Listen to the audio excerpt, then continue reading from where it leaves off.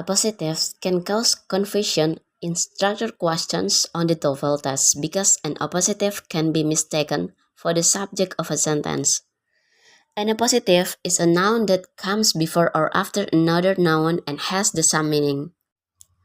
Jadi, appositif adalah kata benda yang muncul sebelum atau sesudah kata benda lainnya dan memiliki makna yang sama. Perlu diketahui, appositif biasanya diapit oleh tanda koma. Appositif seringkali ditempatkan di antara dua koma untuk memberi informasi tambahan tentang kata benda sebelumnya. Seperti contoh berikut. Sally, the best student in the class, got an A on the exam.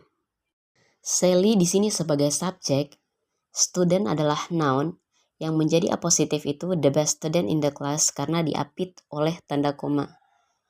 Kita sebut dia sebagai appositive phrase. Di sini dia berfungsi sebagai penjelas atau memberikan informasi tambahan tentang kata benda sebelumnya. Dia menjelaskan siapa Sally itu. Sally adalah the best student in the class. Dan ketika kita balik siapa the best student in the class, maka jawabannya adalah Sally. Ya, ini adalah penjelasan dari example yang tadi. Seperti yang teman-teman bisa lihat, Sally is the subject of the sentence and the best student in the class can easily be recognized as an appositive phrase because of the noun student and because of the commas. The sentence says that Sally and the best student in the class are the same person. Perhatikan di situ ada note that if you left out the appositive phrase, the sentence still makes sense. Sally got an A on the exam. Jadi meskipun apositifnya dihilangkan, maka kalimatnya masih tetap make sense. Perhatikan di situ ada example from the paper and computer TOEFL test. Bla bla bla, George is attending the lecture. Pilihannya itu ada A, right now, B, happily, C, because of the time, D, my friend. In this example, you should recognize from the commas that George is not the subject of the sentence. George is an appositive because the sentence still needs a subject. The best answer is D, my friend. Answers A, B, and C are incorrect because they are not subjects. Kita perhatikan di sini kalimatnya itu masih membutuhkan subjek. George di situ berperan sebagai appositif. Jawaban yang tepat itu D, karena my friend adalah subjek. Sedangkan jawaban A, B, dan C itu salah karena mereka bukan subjek. The next example shows that an appositive does not always come after the subject. An appositive can also come at the beginning of the sentence.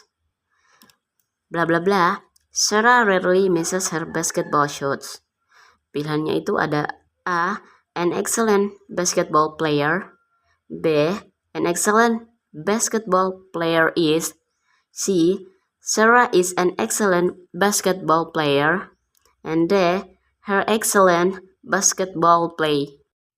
In this example, you can tell that Sarah is the subject and Mrs. is the verb because there is no comma separating them. In the space, you should put an appositive for Sarah, and Sarah is an excellent basketball player, so answer A is the best answer. Answers B and C are not correct because they each contain the verb is, and an appositive doesn't need a verb. Answer D contains a noun, play, that could possibly be an appositive, but play is not the same as Sarah, so this answer is not correct. The following chart outlines the key information that you should remember about appositive. An appositive is a noun that comes before or after another noun and is generally set off from the noun with commas. If a word is an appositive, it is not the subject. The following appositive structures are both possible in English. Here's a summary how to recognize appositive. 1. Usually enclosed by commas. Example, Sally, the best student in the class, got an A on the exam. 2. If removed, the sentence still has a clear meaning. Example, Sally got an A on the exam. 3. Provide further explanation or elaborates on a noun. A positive clarifies or adds more details about the title, a noun in the sentence. Example, Aaron the king of darkness is feared by many. 4. Can be one word or more. Example, John, an excellent student, passed the exam. 5. Sometimes uses connecting word like that or which.